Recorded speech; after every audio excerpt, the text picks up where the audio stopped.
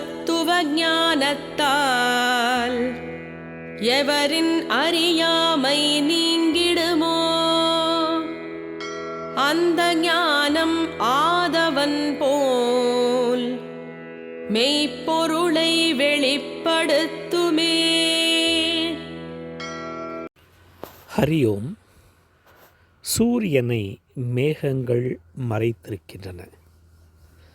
சூரியன் நகருவது இல்லை, மேகங்கள்தான் நகன்று சென்று விடுகின்றன.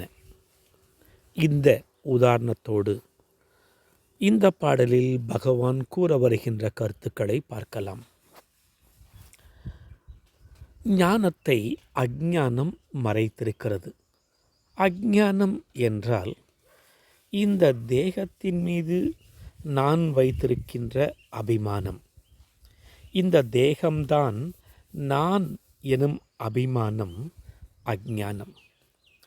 தேகத்திற்குள் இருக்கின்ற மனம், அதாவது எனக்குள் வருகின்ற எண்ணங்கள் நான் என்கின்ற அபிமானமும் அஞ்ஞானம்தான்.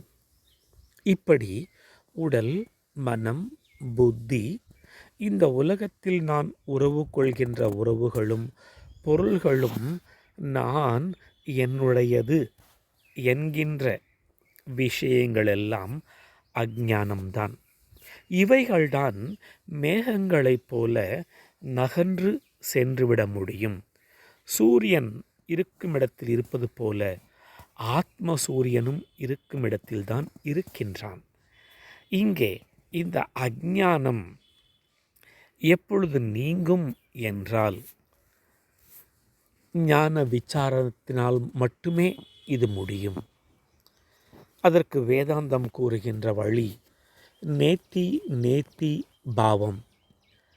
ந இதி, இந்த உடல் நான் அல்ல, எனக்குள் இருக்கின்ற மனமும் நான் அல்ல, தீர்க்கமாக முடிவு செய்கின்ற புத்தியும் நான் அல்ல, நான் உறவு கொள்கின்ற உறவுகளும் பொருள்களும் எனதல்ல என்று வேதாந்தத்தின்படி விசாரணை செய்யும் பொழுது நான் அல்லாதவைகளாக இருக்கின்ற இந்த உபாதிகளெல்லாம் நீங்க ஆரம்பித்துவிடும்.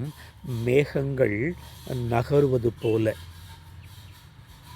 பிற்பாடு சூரியன் எப்படி வானத்தில் பிரகாசிக்கிறதோ அதுபோல என்னுள்ளிருந்து அந்த ஆத்ம சூரியன் பிரகாசிக்கும்.